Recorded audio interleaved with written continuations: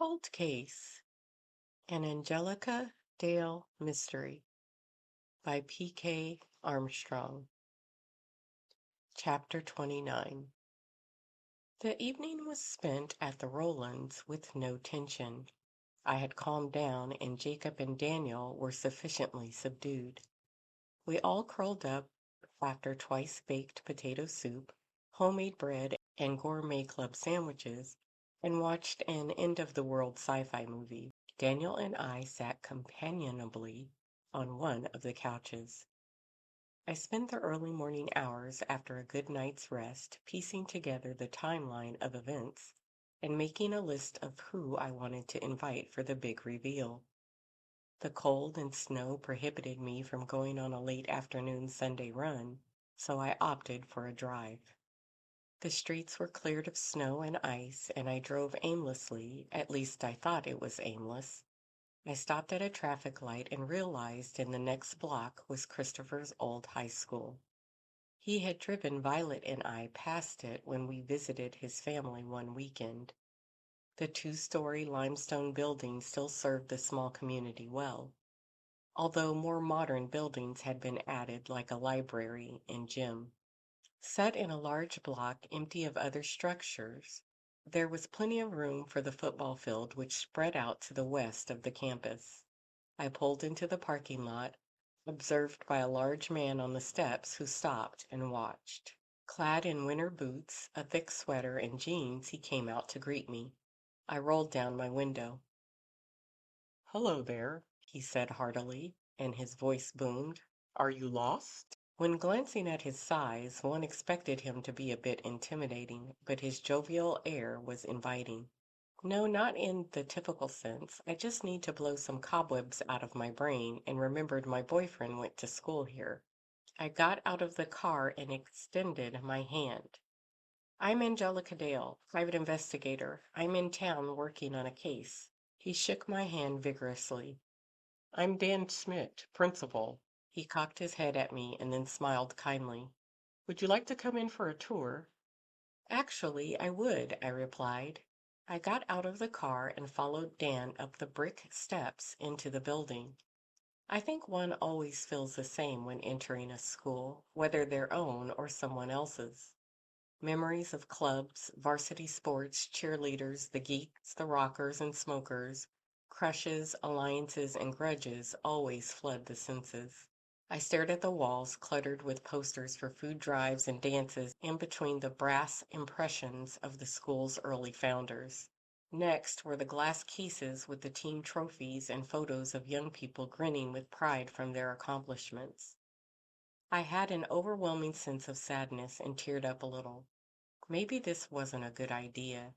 I looked up to find Dan watching me. I smiled at him. "You said your boyfriend went to school here? What is his name?" "Christopher Roland." Dan let out a hearty laugh and actually slapped his knee.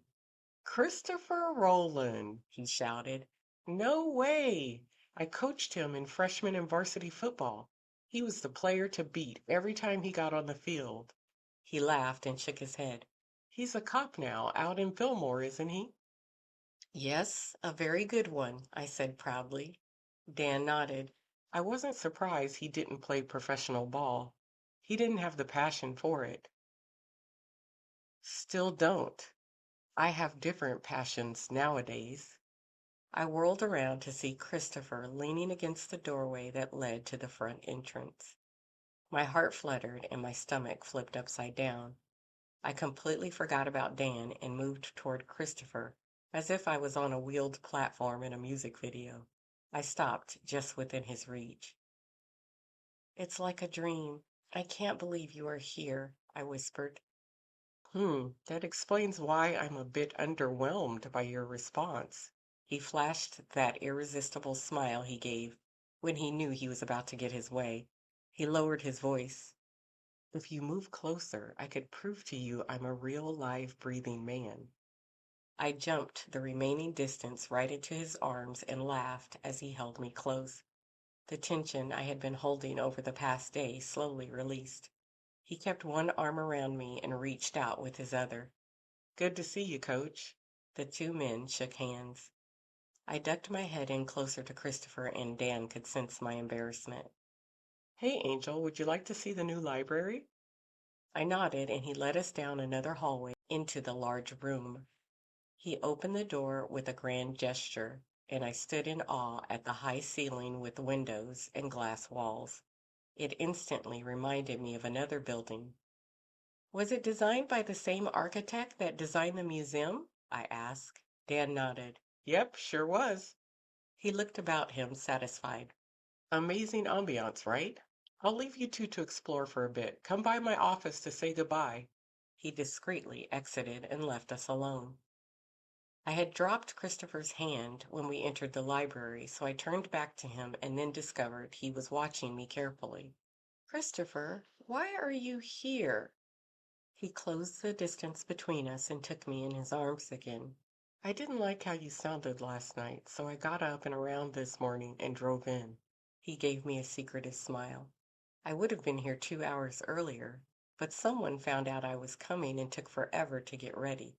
I had to wait. My heart felt full. Violet? I took his hand and began to pull him towards the door. She's here? He pulled me in his arms again and stopped me. She's at the house with Mom and Dad. How did you know I was here? I motioned to the school. You always forget we have the GPS locator activated on our phones. He shook his head at me. I grinned at him. Last year we had a bit of a sticky situation, and Christopher was briefly taken hostage by a deranged ex-cop. I found him, but after he recovered, I always felt anxious, knowing what could have happened.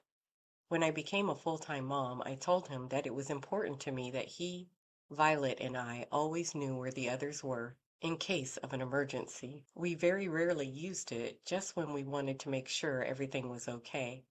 It wasn't a matter of distrust, but safety. Would you like to go back to the house to see her? I grasped his arm, stood on my toes, and kissed him. His response reassured me just how much he missed me. Yes, I smiled up at him. Yes, let's go.